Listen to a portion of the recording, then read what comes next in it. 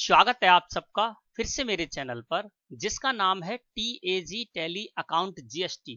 दोस्तों, मेरे चैनल पर जो वीडियो अपलोड हैं उनको देखकर आप टैली सॉफ्टवेयर में बेहद सरलता के साथ कार्य करना सीख सकते हैं।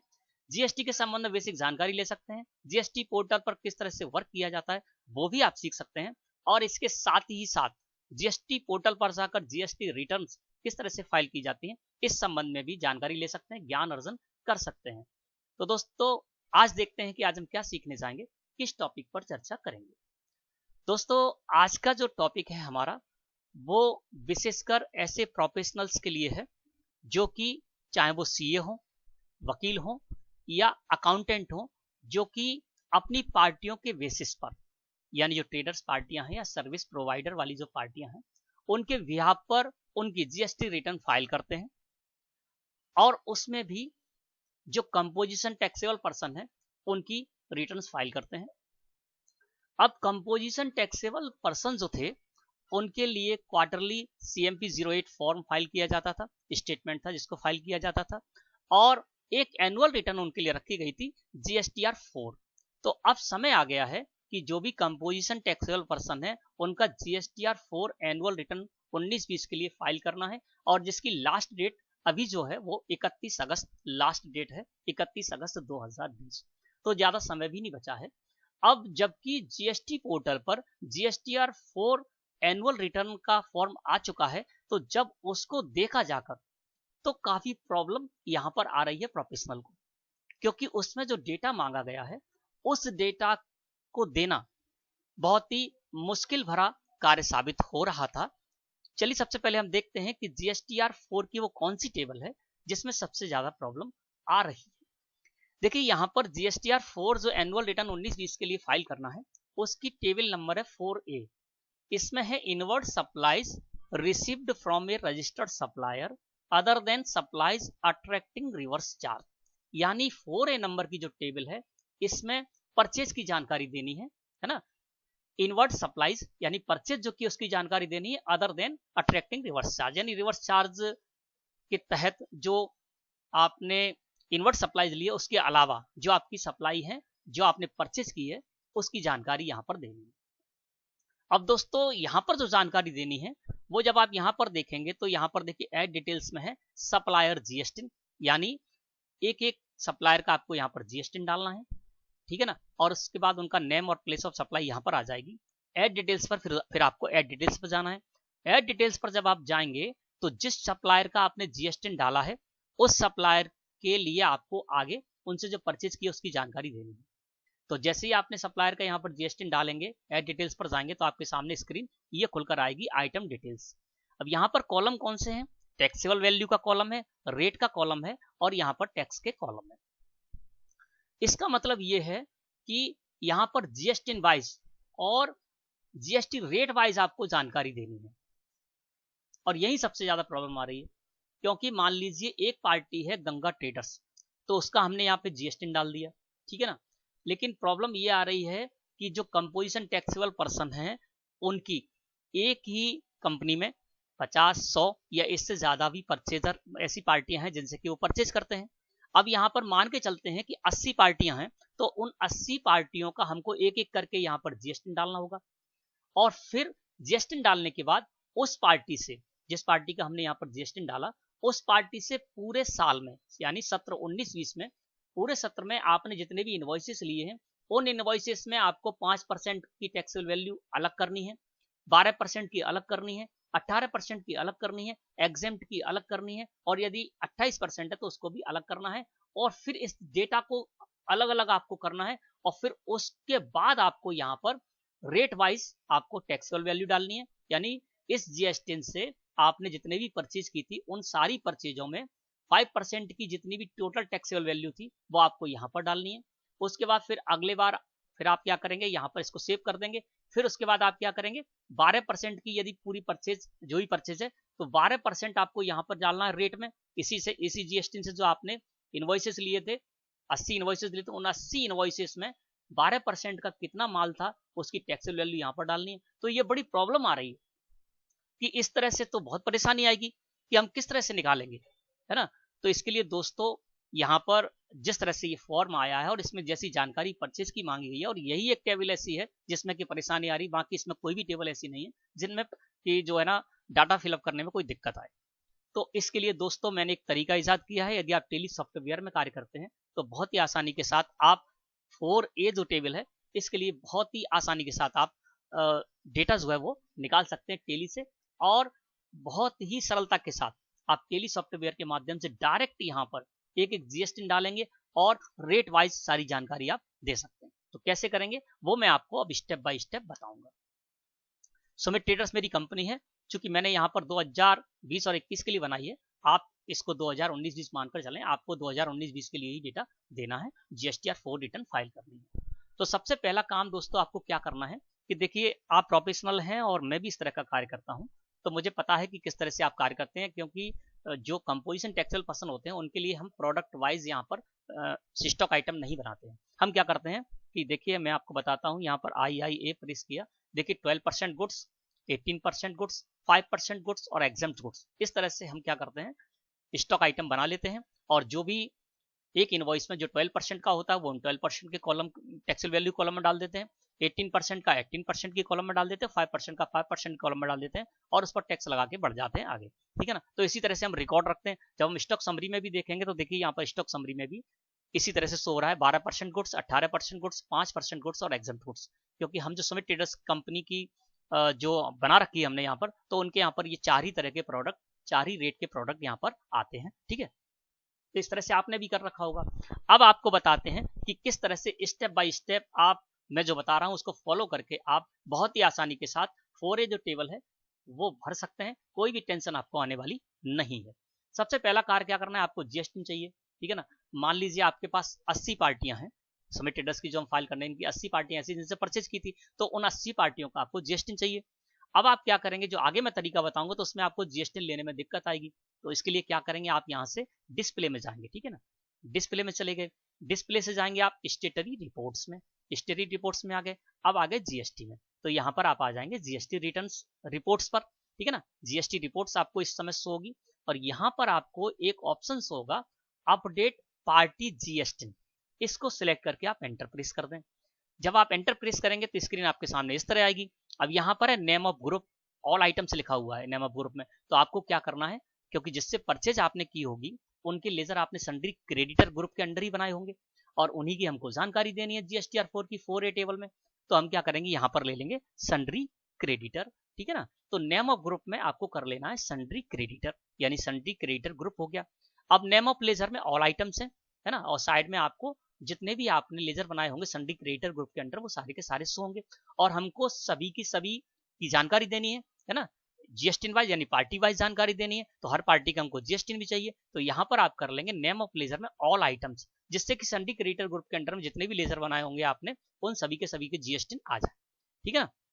तो नेम ऑफ लेजर में हमने ऑल आइटम्स करके और इस तरह से एंटर प्रेस कर दिया, तो स्क्रीन आपके सामने कुछ इस तरह से अपीयर होगी। यहाँ पर आपको ना तो पार्टी के नेम शो हो रहे हैं और ना ही जीएसटी शो हो रहा है। तो साइड में आएंगे, यहाँ पर आपको बटन बार में एक बटन मिलेगा शो ऑल और F5 भी लिखा हुआ है, तो या तो आप F5 प्रेस कर दें या शो ऑल पर माउस क्लिक कर दें। हमने शो ऑल पर माउस क्लिक किया तो देखिए एंटर मार देते हैं यहाँ पर, जिससे कि ये रजिस्ट्रेशन टाइप की स्क्रीन हट जाए और हमको साफ शो होने लगे। एंटर मार दिए। अब देखिए यहाँ पर क्या हुआ, सन्ड्री क्रिएटर ग्रुप के अंडर में जो भी हमने लेजर बनाए थे, यहाँ पर 4 लेजर मैंने इस पार्टी बना रखे हैं, तो चारों के चारों लेजर के नेम यहाँ पर शो रहे हैं और सामने इनका जीएसटी भी शो रहा है।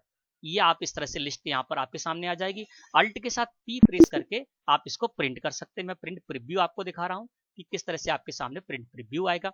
यहाँ पर आपके सामने यदि 80 पार्टियां हैं तो आपकी 80 की 80 पार्टियों के नेम यहाँ पर शो होंगे और उनके सामने आपको उन पार्टियों के जीएसटी भी शो होने लगेंगे।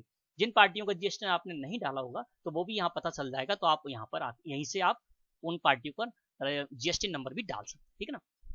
अब ये लिस्ट है और इस लिस्ट को आपको कर लेना है प्रिंट, और प्रिंट करके आप रख लें अपने सामने, ठीक है ना। ये फर्स्ट स्टेप हो गई। इसके बाद आप क्या करेंगे, यहाँ पर गेटवे ऑफ टेली है, यहाँ से TAL प्रेस करेंगे और आ जाएंगे लिस्ट ऑफ लेजर में। ये तो आपको पता ही होगा, लिस्ट ऑफ लेजर में आ गए। अब यहाँ पर हमको क्या करना है, पार्टी वाइज जानकारी देनी है, जीएसटी वाइज यानी पार्टी वाइज जानकारी। हमने पार्टी नेम से बनाई यहाँ पर और हमको जानकारी जीएसटी वाइज देनी है, तो बात एक ही है। अब यहाँ पर सबसे पहले क्या करना है, आपको आपके सामने जो लिस्ट होगी ना, उस लिस्ट में सबसे पहले जो नाम होगा उसको आप यहाँ पर करिए सिलेक्ट। तो हमारी जो लिस्ट थी उसमें सबसे पहला नाम किसका था क्रेडिटर ग्रुप में? गंगा ट्रेडर्स का। आप सीरियल से आगे बढ़ते जाएं और एक एक पार्टी की जानकारी देते जाएंगे। गंगा ट्रेडर्स को हमने सेलेक्ट करके और एंटर प्रेस कर दिया, ठीक है ना। अल्ट के साथ F2 प्रेस करेंगे और यहां पर आपको ले लेना है पूरा पीरियड, ठीक है ना। 1/4/19 से लेकर 31/3/20 कर देंगे, क्योंकि मैंने ये 20-21 में पार्टी बनाई है इसलिए उसी का डेटा आ रहा है। यहाँ पर आप कर देंगे 1/4/19 से लेकर 31/3/20। अब यहाँ पर गंगा ट्रेडर्स से जिस भी पार्टी को आपने सिलेक्ट किया है उससे जितनी भी परचेज आपने की होगी पूरे सत्र में, पूरे फाइनेंशियल ईयर में, वो आपको अब यहाँ पर शो होने लगेगी, क्योंकि यहाँ पर आपको पूरा पीरियड शो होगा, ठीक है ना, फाइनेंशियल ईयर का। अब यहाँ पर जो आपको शो हो रहा है वो कौन सी वैल्यू होती है? इनवॉइस वैल्यू होती है। तो सबसे पहले तो हमको इनवॉइस वैल्यू नहीं देनी है, वहां पर क्या देनी थी आपको ध्यान रखना है, टैक्सेबल वैल्यू देनी है सबसे पहले, है ना। तो टैक्सेबल, अब आपको यहाँ पर क्या करना होगा, सबसे पहले तो टैक्सेबल वैल्यू निकालनी होगी और उस टैक्सेबल वैल्यू में भी अलग अलग रेट वाइज आपको यहाँ पर जानकारी लेनी होगी, क्योंकि वहां पर आपको जो भरना है जीएसटी वाइज भरना है और कैसे भरना है, रेट वाइज भरना है, ठीक है ना, जानकारी। तो और टैक्सेबल वैल्यू भरनी है। तो इसके लिए दोस्तों मैंने यहाँ पर काफी प्रयास किया, बहुत सारे ऑप्शन में अंदर गया, जाकर देखा कि किसी तरह से तो ऐसा निकल कर आए जैसा कि मांगा गया है, निकल कर आए जिससे कि प्रॉब्लम सॉल्व हो जाए, नहीं तो बहुत ज्यादा प्रॉब्लम आने वाली थी। किस तरह से हम एक ही इनवॉइस में पूरे साल के जितने इनवॉइस उन सारे इनवॉइसों में हम क्या करते, अलग अलग कैसे छांटते उसको कि 5% का किस इनवॉइस में और किस में 12% का, फिर 5% का, इतना तो सारा ऐड करते एक साथ, फिर एग्जाम्प्ट का अलग ऐड करते, तो बहुत ज्यादा प्रॉब्लम हो जाती है। और एक पार्टी तो थी नहीं, क्योंकि पार्टियां 70, 80, 100, 150 भी हो सकती हैं। तो इसके लिए दोस्तों यहां तक तो आप आ ही जाएंगे, ठीक है ना। अब यहाँ पर गंगा ट्रेडर्स का लेजर खोल रखा है हमने, पूरा सत्र कर दिया। अब यहाँ पर दोस्तों साइड में बटन बार में आपको एक बटन शो होगा, यहाँ पर बटन है रिलेटेड रिपोर्ट्स और F8 भी यहाँ पर शो रहा है, ठीक है ना, F8 शो रहा है और रिलेटेड रिपोर्ट्स भी शो रही है। आप चाहें तो रिलेटेड रिपोर्ट्स पर क्लिक कर दें या F8 प्रेस करेंगे तो रिलेटेड रिपोर्ट्स पर हमने कर दिया क्लिक। जैसे ही आप रिलेटेड रिपोर्ट्स पर क्लिक करेंगे तो यहाँ पर आपको रिलेटेड रिपोर्ट्स शो होने लगेगी और यहाँ पर 3rd नंबर का ऑप्शन है लेजर एनालिसिस, इसको आपको सिलेक्ट कर लेना है। लेजर एनालिसिस को सिलेक्ट करके और एंटर प्रेस कर देना। अब जैसे ही आपने लेजर एनालिसिस को सिलेक्ट करके एंटर प्रेस किया तो देखिए दोस्तों यहाँ पर क्या आ गई, टोटल टैक्सेबल वैल्यू नीचे आ गई। पहले जब हम इनके लेजर में थे ना तो वहां पर कौन सा शो हो रही थी वैल्यू, इनवॉइस वैल्यू शो हो रही, जबकि हमको चाहिए थी टैक्सेबल वैल्यू। तो ये टैक्सेबल वैल्यू टोटल आ गई और अलग अलग जो हमको चाहिए थी रेट वाइज, वो रेट वाइज भी यहाँ पर आ गई। देखिए 12% में 1,70,000 रुपए शो हो रहे हैं, 18% में 1.5 लाख शो रहे हैं, 5% में आप जब देखेंगे 5% में तो 2,20,000 शो रहे हैं और एग्जेम्प्ट गुड्स में आपको 1,70,000 रुपए शो रहे हैं। और ये टैक्सेबल वैल्यू है। आप देखना चाहते हैं तो यहाँ पर 12% को सिलेक्ट करके हम एंटर प्रेस करते हैं तो ये देखिए यहाँ पर और डिटेल आ गई, ठीक है ना। अब हमको ये देखना है कि टैक्सेबल वैल्यू ही आ रही है या और कोई वैल्यू आ रही है। तो गंगा ट्रेडर्स यहाँ पर 1 अप्रैल को शो रहा है, इसको सिलेक्ट करके एंटर प्रेस करेंगे और नीचे आ जाएंगे।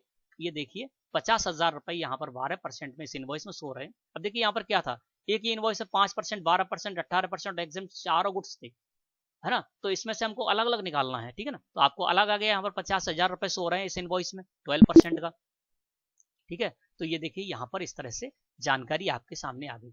अब हम क्या करेंगे बहुत ही आसानी के साथ, ठीक है ना, और GSTR4 जो एनुअल रिटर्न है 19-20 के लिए उसको फाइल कर सकते हैं। 4A टेबल जो सबसे ज्यादा परेशान कर रही थी उसके लिए बहुत आसान तरीका ये हो गया। अब हम क्या करेंगे, अल्ट के साथ टैब प्रेस करेंगे और ये आ गए हम 4A टेबल पर। और आप डायरेक्ट ही बिना किसी की मदद से आप अकेले ही भर सकते हैं। सारी की सारी 80 पार्टियों की डिटेल आप यहाँ पर जीएसटी वाइज और रेट वाइज दे सकते हैं। अब ये आपके सामने फॉर्म आ गया, इसमें आपको क्या करना है, सबसे पहले जो आपके पास लिस्ट हमने निकाली थी जीएसटी वाली पार्टी वाइज, है ना, तो उसमें सबसे पहली जो पार्टी है उसका जीएसटी आप अपनी उस लिस्ट में देखकर डाल दें। क्रम से आप बढ़ते चले जाए आगे। तो सबसे फर्स्ट पार्टी है गंगा ट्रेडर्स, उसका जीएसटी हमारे पास जो लिस्ट हमने प्रिंट आउट की थी उसमें मिल गया, तो हमने गंगा ट्रेडर्स का यहाँ पर डाल दिया जीएसटी। जीएसटी जैसे ही आप डालेंगे तो उनका ट्रेड नेम और प्लेस ऑफ सप्लाई यहाँ पर आ जाएगा और आपको जाना है ऐड डिटेल्स पर।